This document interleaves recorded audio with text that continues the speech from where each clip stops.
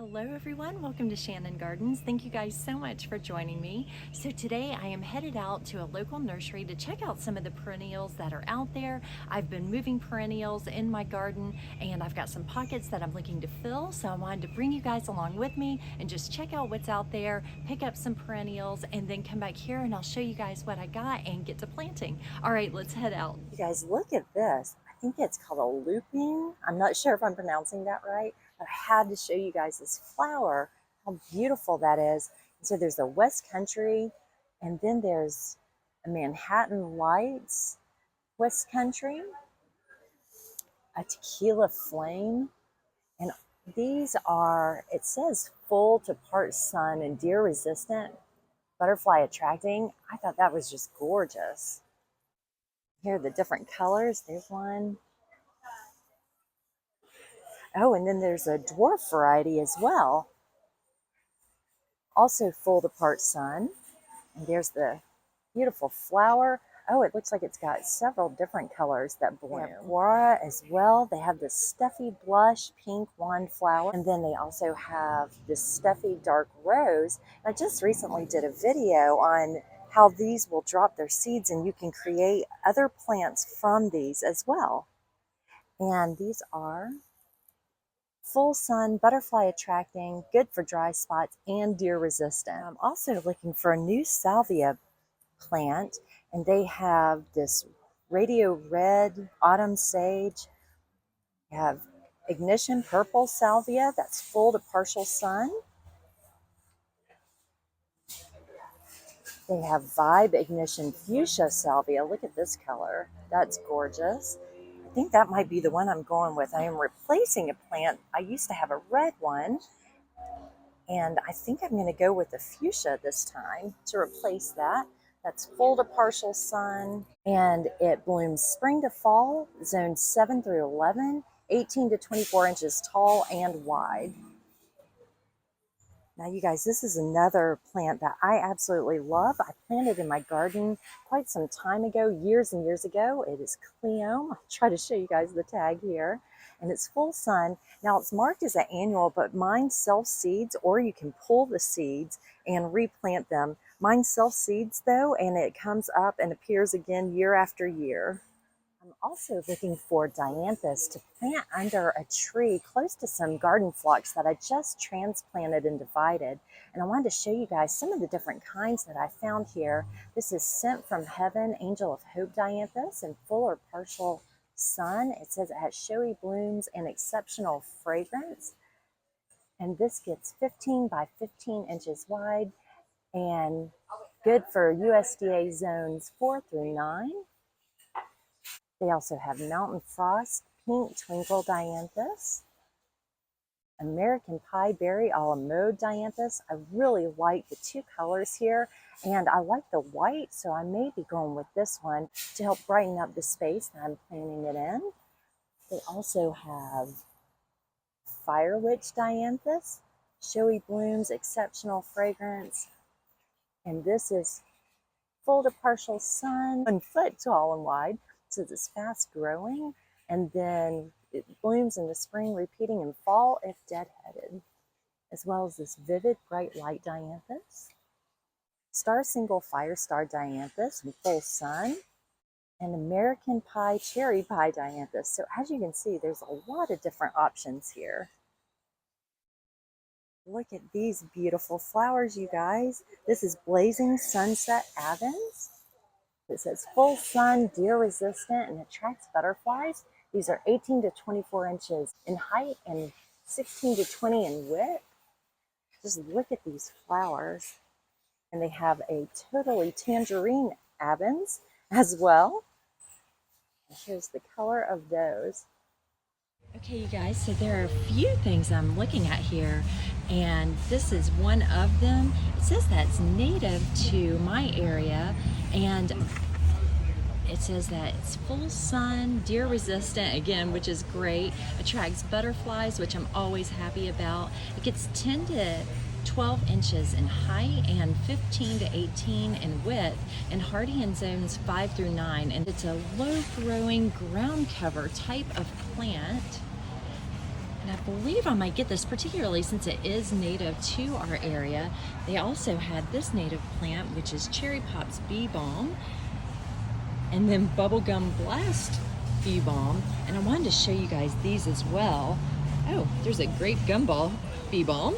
But look at this. This is a Gerber daisy. It says it's a Gerber hybrid, and it's called Gardenia, I believe, Sweet Sunset Orange Bicolor. And I really like this color. I'm trying to add more daisy-like flowers, like echinacea and things, to my garden, and I believe I may add this. I would love this nice bright color as well. They also have Sweet Love Red. I'll show you guys this. Look at that beautiful bright color again. And then they have this one, which is Sweet 16 Gerber Daisy, that beautiful pink color. Then they've got this one, which is Sweet Fiesta. Just all sorts of different options here. They have something called sneezeweed. I don't know if you guys have seen this before. The flowers look beautiful. It says it's deer resistant and attracts butterflies. And this shows 18 to 20 inches tall and 24 inches wide. Then they have Metal Leaf Mullein. That looks beautiful. And look at this, you guys. This also shows as native. Blue Ice Blue Star. I've not seen that before, but it's just starting.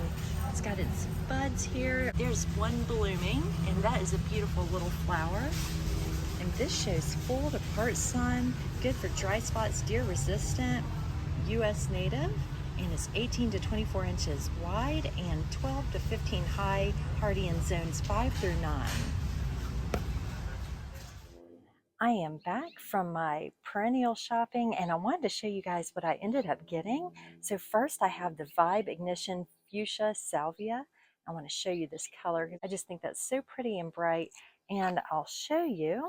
This plant is good for partial to full sun, blooms spring to fall in hardiness zones 7 through 11, and gets 18 to 24 inches tall and wide.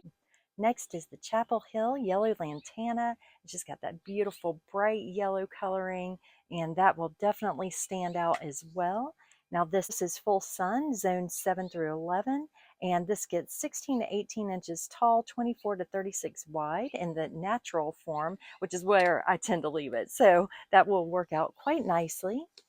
And then, of course, I showed you guys this when I was at Pike Nurseries, this Gerber hybrid, and this is to be planted in full sun. And let me show you that color again, because I just think that is magnificent. I love this color. That is definitely going to stand out as well. I'm also adding the Siskiyou Pink Sundrops, and I'll show you those. I think these look so delicate and pretty. They look like little cups, so I'm very excited to add this. And it's a native as well, which is always beneficial. And then last but certainly not least, I got two different kinds of verbena. I got this verbena Endurascape Pink Fizz. Show you guys the coloring here.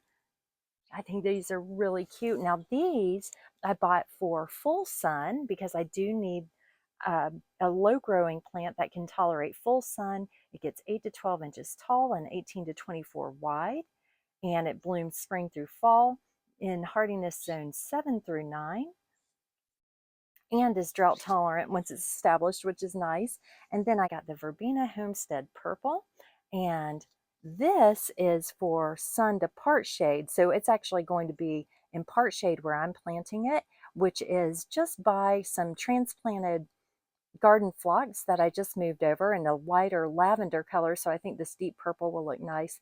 That's 8 to 12 inches tall, 18 to 24 wide, and that blooms in summer, hardiness zones 6 through 10. All right, so I'm going to go ahead and get these planted. So I have my plants planted, and I've actually moved around some plants and split a couple as well while I was at it. So I wanted to show you guys what it looks like now. This is the purple verbena that I planted. So I have divided garden phlox behind here, and those get tall and they bloom purple. And then I've got those bloom a lighter purple. And then I've got the darker purple that is more of a ground cover than that verbena here. So I think that that will play nicely off of each other. Behind that, I have the salvia right here. And then behind that a little bit is the lantana. I have the Gerber daisies here planted, and I really think that nicely pairs with the coreopsis to the right. So I think that that yellow middle of the Gerber really plays nicely off of that yellow of the coreopsis.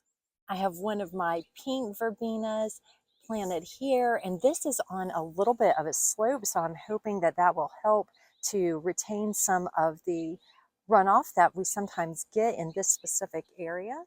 As we walk down this little pathway that we are starting to create, and I'll show you guys once we finish this little natural path that we're doing as well.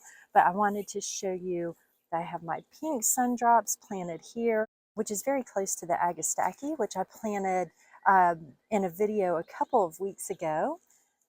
I have my pink verbena tucked in here, as well as my purple verbena tucked in here.